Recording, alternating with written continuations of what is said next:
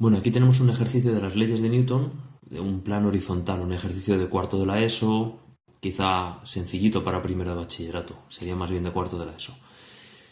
Dice que un objeto se desliza por un plano horizontal a una velocidad de 30 metros por segundo y va frenándose hasta detenerse en 20 metros.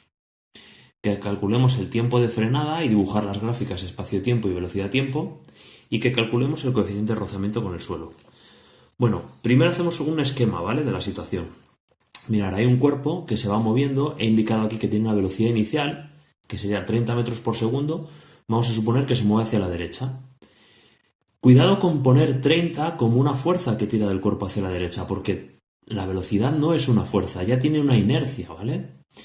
De por sí va a ir moviéndose a 30 metros por segundo, dado su velocidad inicial que le ha conferido al cuerpo una inercia, salvo que sobre él actúe alguna fuerza que le frene, como es el caso, porque al tener un rozamiento, un coeficiente de rozamiento que me pide calcular, significa que el cuerpo tiene una fuerza de rozamiento que le va frenando en su movimiento, ¿vale? Pintamos un esquema de fuerzas y pintamos, como siempre, el peso hacia abajo, ¿vale?, hacia el centro de la Tierra. Como este cuerpo está apoyado en una superficie, esta superficie, según la tercera ley de Newton, principio de acción-reacción, le devuelve la misma fuerza que ejerce sobre la superficie el cuerpo en la misma dirección pero sentido contrario. Esta fuerza la llamamos fuerza normal. Es decir, que ahora tendríamos en el eje de las Y el peso del cuerpo y la normal, ¿vale? Y en el eje de las X el cuerpo se movería hacia la derecha y tendría un rozamiento que le frenaría, que iría hacia la izquierda. Vamos con lo primero, dice el tiempo de frenada, calcular el tiempo de frenada y dibujar las gráficas. Bueno, como va a ir frenándose, el cuerpo llevará un movimiento rectilíneo uniformemente acelerado. Una de las ecuaciones que tenemos es v cuadrado igual a v0 cuadrado más 2as. Incremento de s sería el espacio recorrido, ¿vale? Espacio recorrido hasta frenarse, 20 metros, me lo dan. Velocidad final, bueno, pues como va a acabar parado, 0. Velocidad inicial, 30 metros por segundo. Luego mi única incógnita aquí es la aceleración, ¿vale? 0, acabaré parado, igual a 30 al cuadrado, más 2 por a, por los 20 metros que voy a recorrer hasta detenerme. Pasamos el 30 aquí con signo negativo al cuadrado, 900, despejamos. La aceleración, una aceleración bastante grande, ¿vale? Una deceleración, por eso me sale con signo negativo, de menos 22,5 metros por segundo al cuadrado. Bueno, ya hemos calculado la aceleración. Ahora vamos a calcular el tiempo de frenada.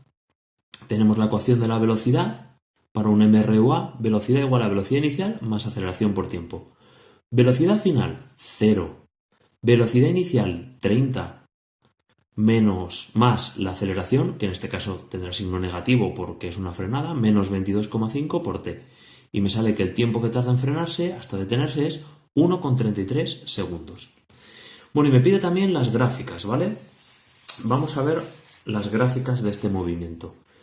Mirad, tenemos en primera instancia, la primera gráfica que vamos a hacer es la gráfica espacio frente a tiempo, y lo vamos a hacer de una manera cualitativa. No voy a coger un papel milimetrado y voy a hacer la gráfica exactamente como es, pero lo vamos a hacer de una manera cualitativa. Como estoy representando espacio frente a tiempo, estoy representando esta ecuación del MRUA. Espacio igual a espacio inicial más velocidad inicial por tiempo más un medio de la aceleración por el tiempo al cuadrado. Donde el espacio para mí es el eje de las y donde tiempo es el eje de las x. El espacio inicial será un número, llamémosle c. La velocidad inicial será un número, en este caso eran 30, llamémosle b. El tiempo es mi incógnita, el eje de las x. Y la aceleración es otro número que ya hemos calculado, ax cuadrado.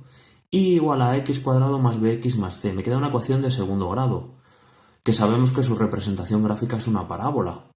Y lo importante es si la parábola es cóncava o si la parábola es convexa. Y para ello me tengo que fijar en el término a. Si el término a es positivo, la parábola es cóncava, y si el término a es negativo, la parábola es convexa. El término a en esta ecuación de segundo grado se corresponde con nuestra aceleración, y como nuestra aceleración es negativa, la parábola tiene que ser una ecuación de segundo grado, dará una parábola convexa, ¿vale? Tomamos los dos datos que teníamos, sabemos que el cuerpo en tiempo 0 estaba en espacio 0 y que en tiempo 1,33 estaba en espacio 20 porque se detuvo. Y tenemos que unir estos dos puntos con una parábola convexa, ¿vale? A partir de aquí el cuerpo permanecería en reposo. Y vamos ahora a la ecuación, a representar la gráfica velocidad frente a tiempo. Para ello cogemos la ecuación VT del movimiento rectilíneo uniformemente acelerado. Velocidad igual a velocidad inicial más aceleración por tiempo. Si os fijáis, la velocidad es el eje de las Y en mi gráfica y el tiempo es el eje de las X.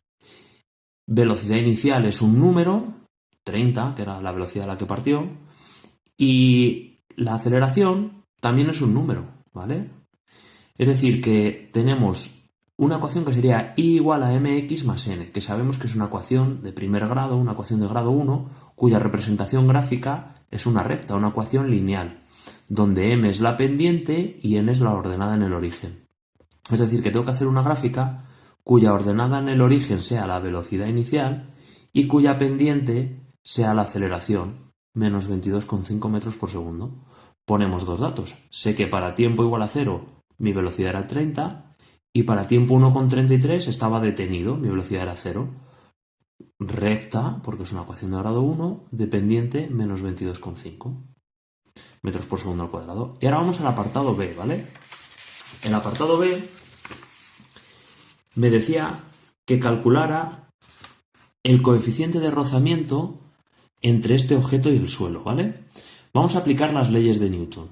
Mirad, en el eje de las Y hay una fuerza que empuja el objeto hacia el centro de la Tierra, que sería el peso.